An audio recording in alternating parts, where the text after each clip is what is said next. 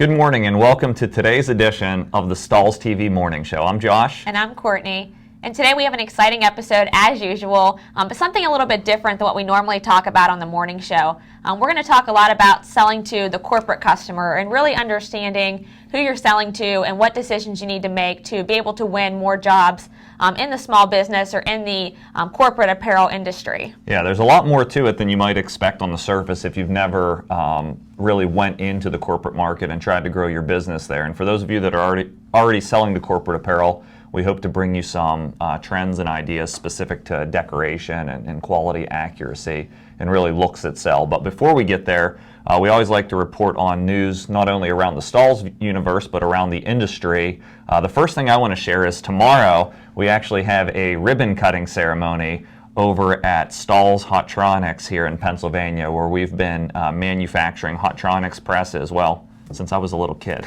Yeah, so we're pretty excited about the expansion they're doing there. It's a 21,000 square feet? Yeah. So quite the expansion to be able just to store more products and do more engineering and everything there. Yeah, heat printing is taking off. That is proof of it. We're building out and we're celebrating, having some good barbecue food and have a lot of people coming in. So that should be a great time.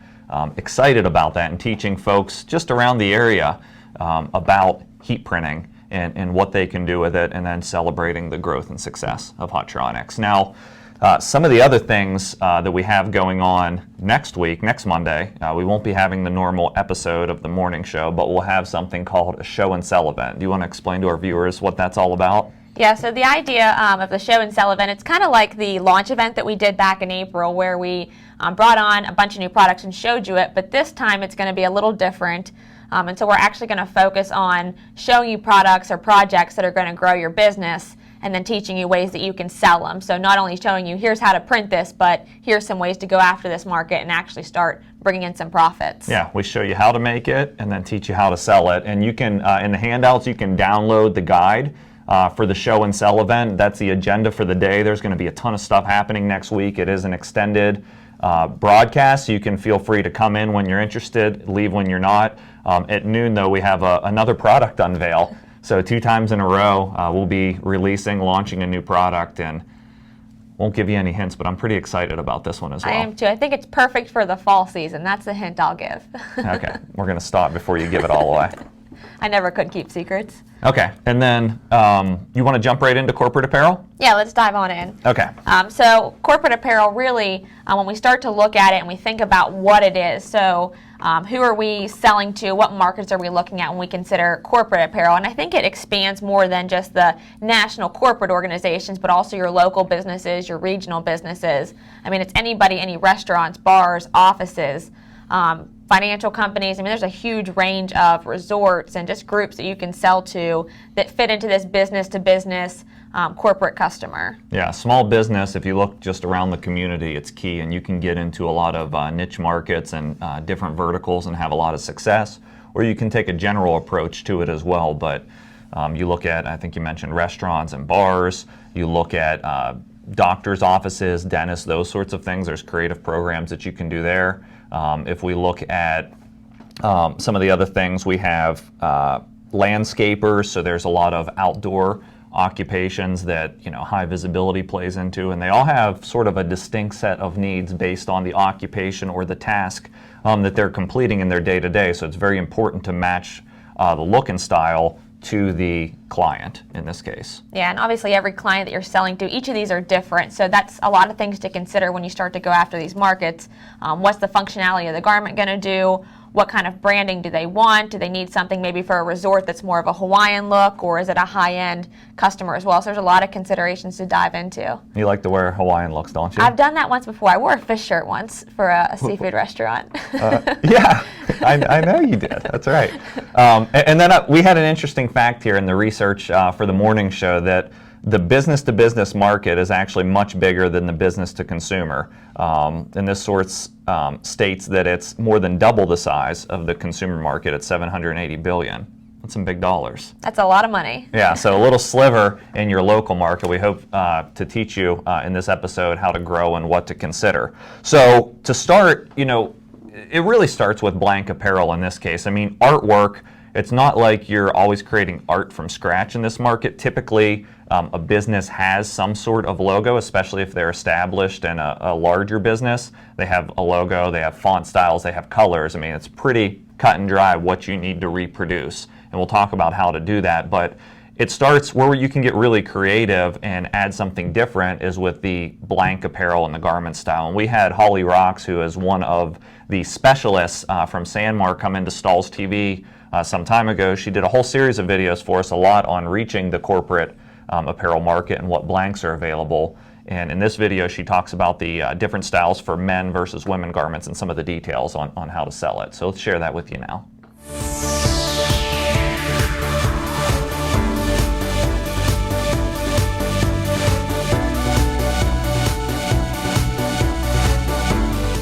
Let's talk about wovens and the difference in the collar and the placket between the men's and the ladies' style. We're going to start with the men's style. For men's collars, there's really three options. This is a button-down collar. This actually has what we call an open collar, where there is no button on the wingtips. And then here is another style, and it's called a hidden button-down. The buttons are actually hidden under the wingtips, and so it looks like an open collar when it actually is secure. What would make one person choose over the other? It's really personal preference. A lot of people feel comfortable with a hidden button down or the button down if they have a tie that they want to secure or keep in place. For the ladies' styles, we can be a little bit more creative when it comes to plackets and the collars. So here is the traditional matchy-matchy of a men's and ladies piece. You won't necessarily see any kind of buttons on the actual collar itself, keeping those wingtips down, but really button for button that pretty much matches each other.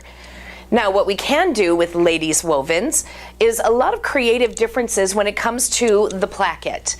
Here we have a ladies' style that has more of an open placket. We find that when we create ladies' styles that do have these open, more feminine necklines, sales do increase in these particular styles. We also can add ruffles to each side of the placket to give it a little bit more of kind of a fashion-forward detail. And then there is things we can do called cutting on the bias. So with this piece, it really works best with pattern pieces. We'll take a pattern piece and the fabric will actually be turned in a 45-degree angle, which gives it a little bit of visual interest. Not necessarily something that just pops out at you, but there's definitely a difference that you can see on this placket that you may not be able to pinpoint, but it really does set that piece apart from a men's style as well. I hope now you can see there are many opportunities and options when it comes to selling wovens to your customers.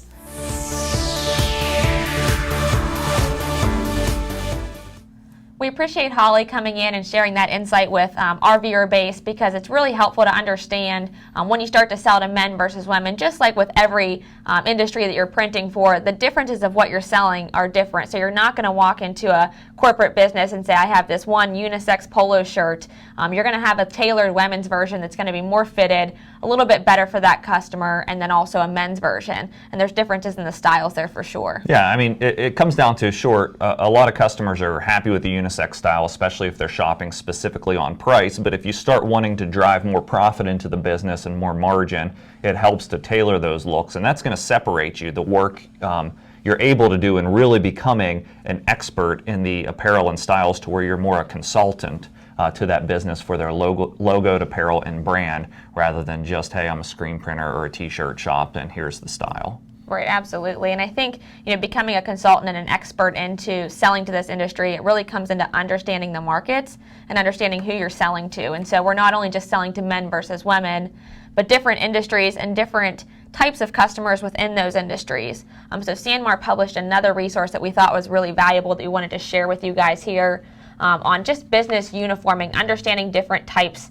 of customers. So we'll pull that up now. But they kind of broke the types of customers into 3 different levels: your corporate customer, your business casual, and then also your office cool. And so we'll start talking a little bit about the corporate customer. You can see the clothing that they've kind of picked for the more corporate customers, that high-end, branded, really just a polished look. So these are the wovens that are maybe from a branded company like Red House or Eddie Bauer. If you're going to go with performance polos, which are really popular for creating that high-end look, you're probably going to be going more towards Nike versus a value performance polo, because they are willing to keep that polished high-end look. Yeah, you're willing to pay a little more, and the corporate clientele is certainly a large percentage of the market. And typically, this is the styling you see at some of the well-established Fortune 500 companies that are out there, where you're wanting to go with branded merchandise. And the nice thing, about brands is you can get access to these brands through your wholesale supplier. We use a lot of Sanmar's resources because they're very forward, just like we are with education.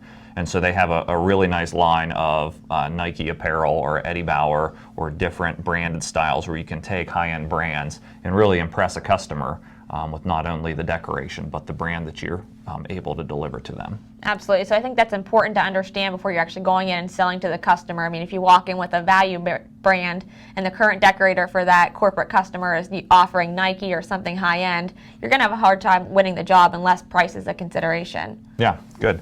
So outside of that, I think the next grouping that we have on the list here is business casual, if we go back to the chart.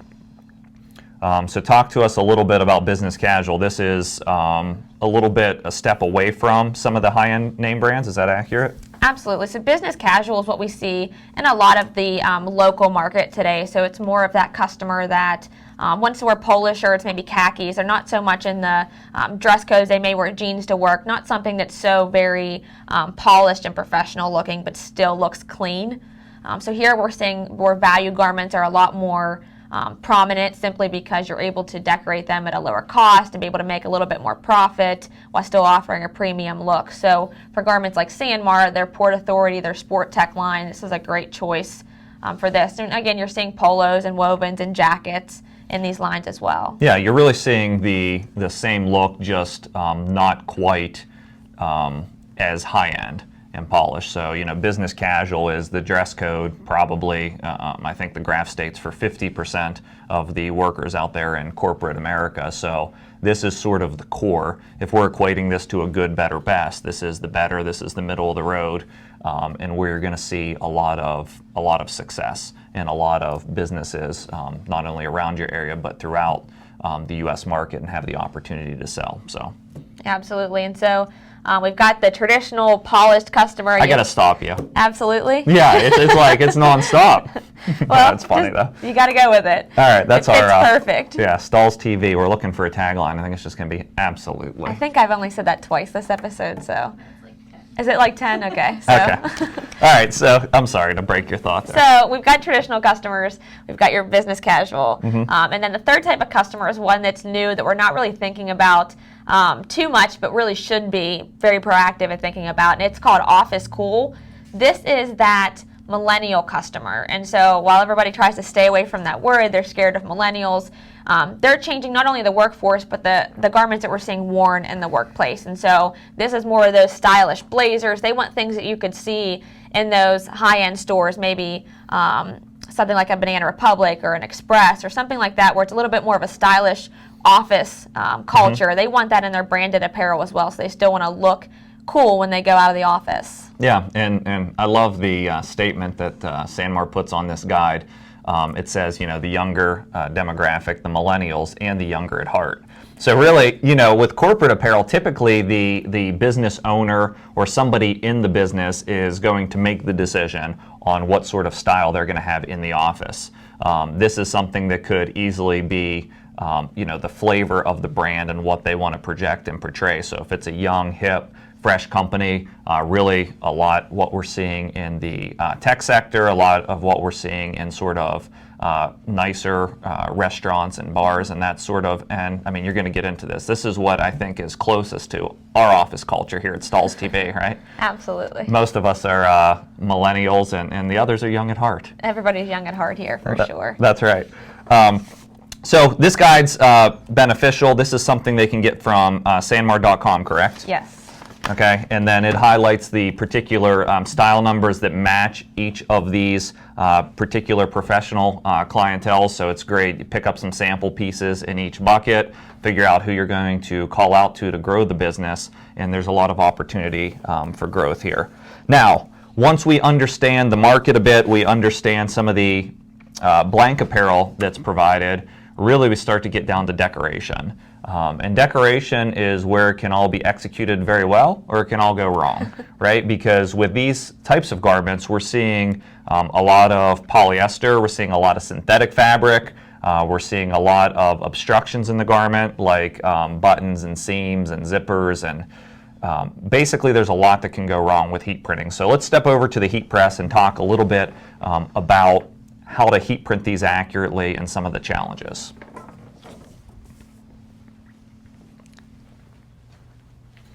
So starting with the fundamentals of heat printing, Courtney, whether it's a t-shirt, a jacket, whatever it might be, the goal is to get the item flat.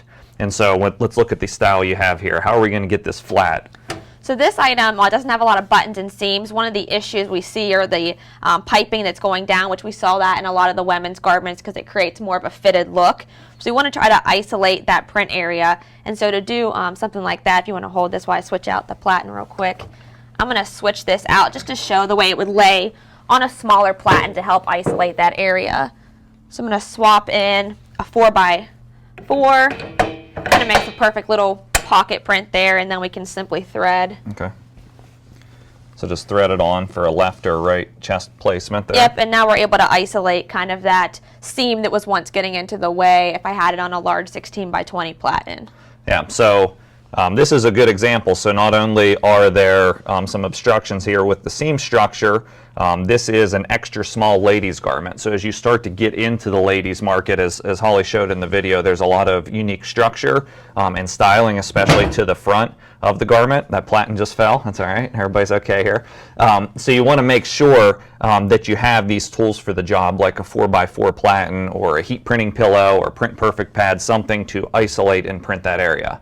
Now this is polyester, so there's something else that can go wrong here, right? There's definitely something else that can go wrong. With any polyester, it's scorching of the fabric, so we often see where the heat, if it's too high, depending on the transfer you're using, will definitely scorch that. So we have found 280 degrees to be kind of the threshold of where you should be there or below if you're going to be heat printing these 100% poly dry fit fabrics. Okay, so we want to isolate the print area, get it completely flat. That way we don't get heat press markings or inaccurate pressure on the application area. We want to, in the case of polyester or heat sensitive fabric, pick a low temp material. And then the other thing we want to watch out for is applied pressure. A lot of people think more pressure is better. It's not. Accurate pressure is better. And when you're standing on top of your heat press and over applying the pressure, sometimes that doesn't make that much of a difference on a full 16x20 platen that's on the bottom. But when you go down to this small print area, whether it's through a platen or a pad that's inserted in, all of that pressure is basically being applied on that small area. And that's why you see a lot of these heat press marks showing up on your left chest application. So basically, you want to cut your recommended pressure in half anytime you're isolating these small print areas. So you heard that right. You want to cut the recommended pressure in half because there's more applying onto this smaller surface as far as pounds per square inch or square foot, however you want to look at it. Absolutely. Definitely want to dial back that pressure as much as possible to get it to that half mark so you're getting a good print. Absolutely. All right, let's load the next one on and take a look at it as well.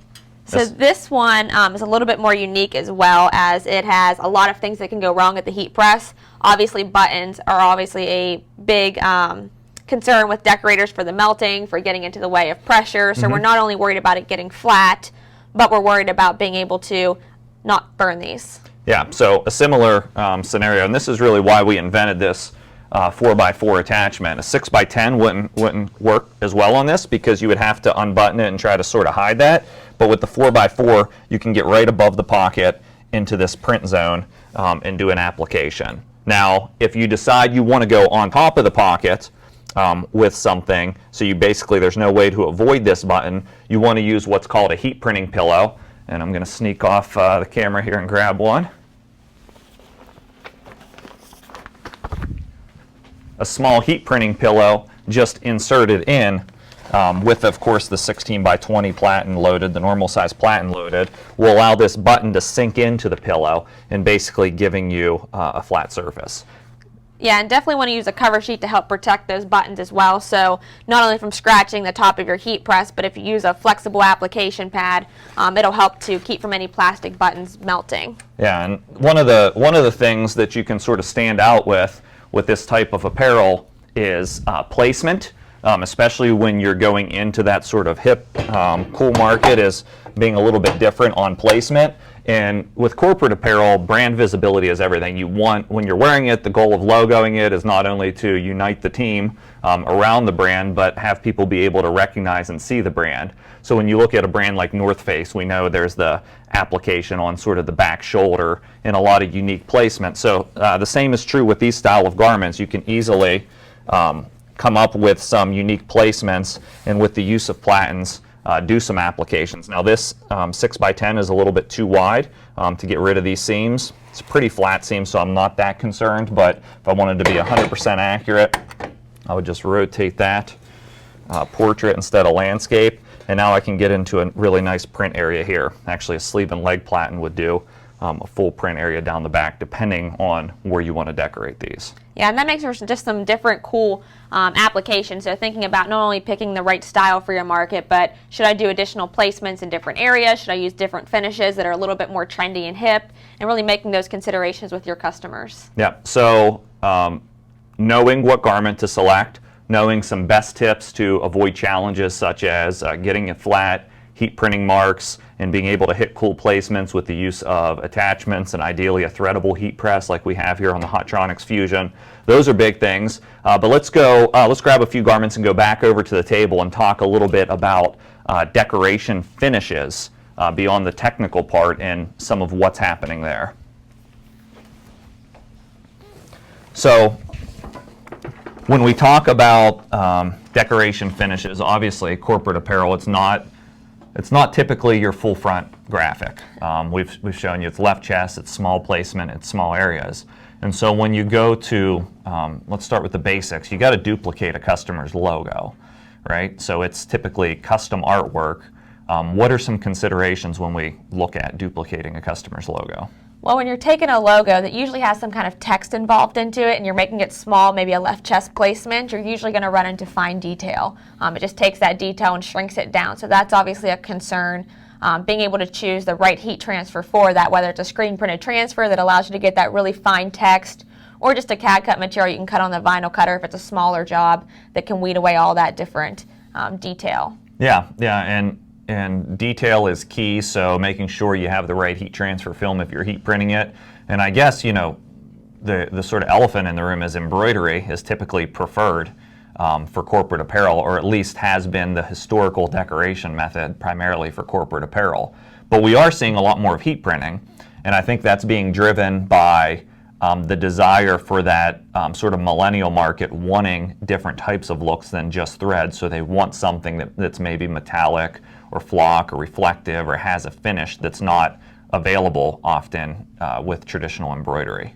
Yeah, absolutely. And so you see a lot of embroidery still being used. I think it's still one of the most traditional methods. It's something that needs to be talked a little bit just because you're running into that. And it should be something you're offering. Yeah. Now, it's not always what you need to present 100% of the time if you have a customer that's maybe that business casual or that wants that value option. That's where I think we also see a lot of the heat transfers like CAD cut flock start to dive in, because it kind of gives you a way to give more of a premium look but at a lesser cost, so you can help to keep the price low for your customers. Yeah, and I've told this story probably for the better part of 5 years, but I still think it's true, is you don't want to devalue your embroidery. So if you're an embroiderer out there, you have a contract embroiderer, and you have somebody shopping on price, we always talk about giving the customer choice instead of just discount. So it might be a great opportunity for you if you have a vinyl cutter and a heat press to differentiate from the embroiderer that's also bidding on that job and say, hey, here's a price point with a flock logo on that. It's going to give you a raised velvet-like finish.